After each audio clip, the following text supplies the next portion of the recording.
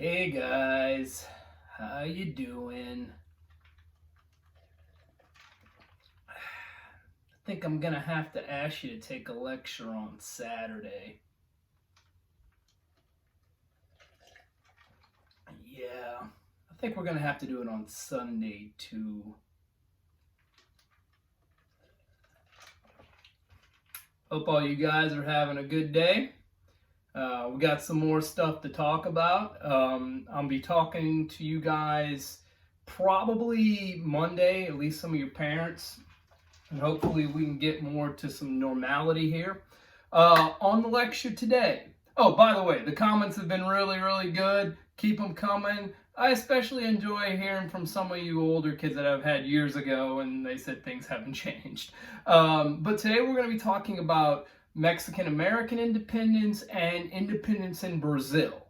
Okay, so let's talk about Mexico first. Number one, this is, even though they're both rebelling from Spain, and I'm saying both, meaning Spanish America and South America and Mexico, they're both rebelling from Spain, the same entity. It actually happens quite differently.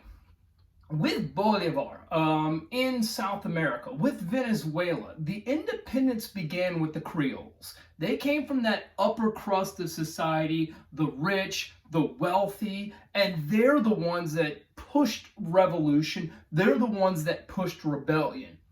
In Mexico, we're going to see that the rebellion is actually started by the Indians, by the poor, by the natives, by the mestizos, okay? And look, typically this group has been put down for quite some time in society. They are the ones at the bottom, okay? All they need is a leader.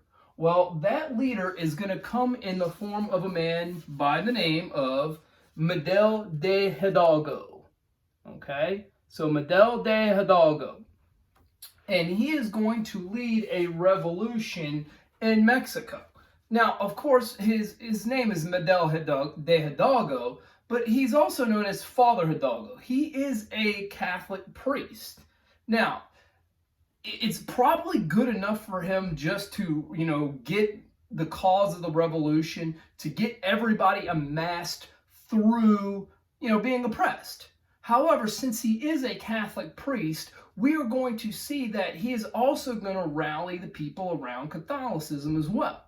Okay, especially being something specifically Mexican Catholic is our Virgin of Guadalupe, which was the dark-skinned Mary. So he is going to tie independence away from Spain with a better life for the peasants and tying it through the Catholic Church.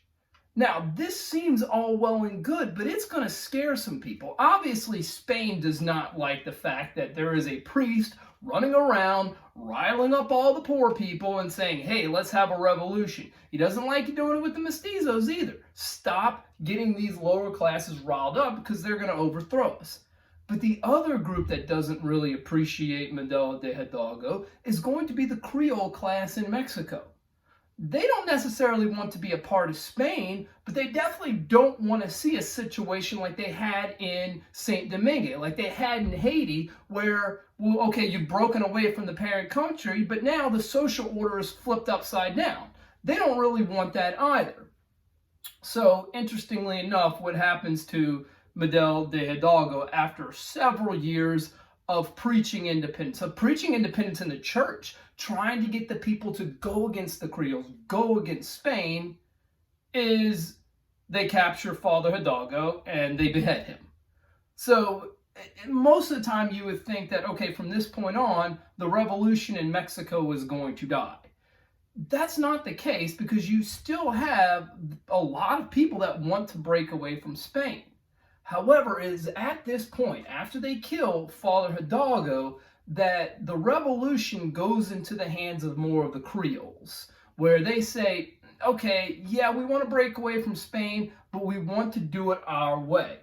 Okay? Now, that's going to come in 1823. So in 1823, Madrid, Spain, okay, the head of the colonial government, okay, they are going to start handing down liberal reforms in Mexico. And these liberal reforms, they really threaten the Creole they threaten the Creole class, and they threaten the Creole's class grip on power. So, of course, in response, the Creole class will start to lead the rebellion. They will go against Mexico, and they will be successful. More importantly, when the Creoles lead this rebellion in Mexico, they do keep, for the time being, the social order intact. So the Creoles get exactly what they want. They get independence from Spain, and they keep themselves at the top, and the mestizos and the Indians and the poor people, okay? So it works out perfectly for the Creoles. That being said, as we will learn later on throughout the 19th century and into the 20th century, there is going to be this huge class struggle between the upper levels of society and the lower levels of society in Mexico. So this story is not going away. But for this time, now Spain is out of the picture. Now, let's go south and let's talk about kind of the one different one. We have to talk about Brazil. Now, look, obviously we can't put Brazil in the context of Spanish America because they weren't ruled by Spain, they were ruled by Portugal.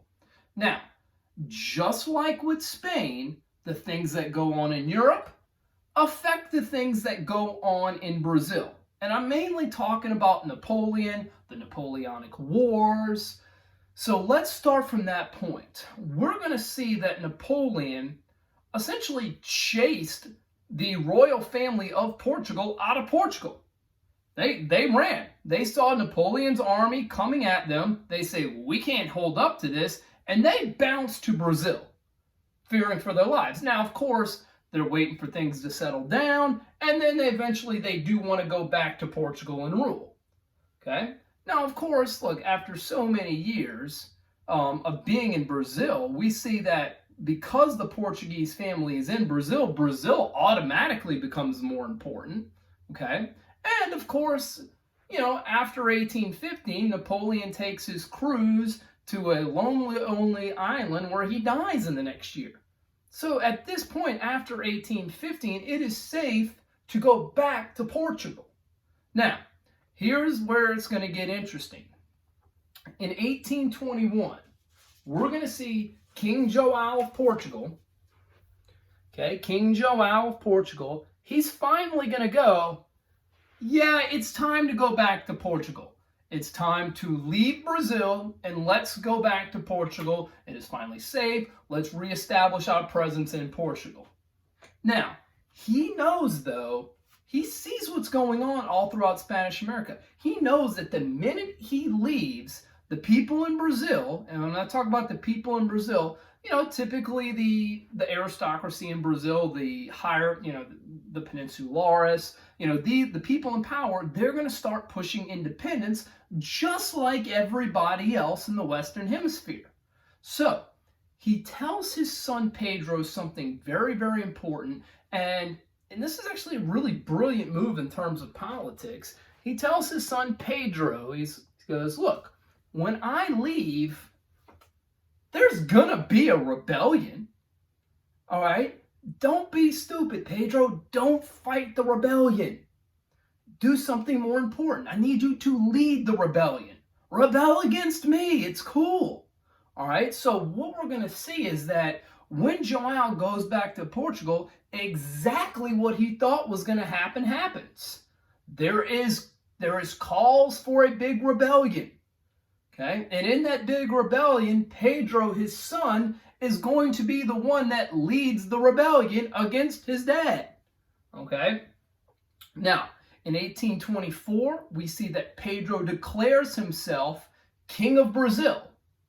Now, it's in the context of a constitutional monarchy, so he declares himself King of Brazil. And from 1884, I apologize, from 1824 to 1889, Brazil is going to be a constitutional monarchy, although that's even debatable too. All right. Two important dates that I do want you to know after that, though. In 1889, Brazil does become a republic. Also in 1888, they do end slavery, which is they're really the last people in the Western Hemisphere to, stop slavery. So that's a very important milestone as well. Okay.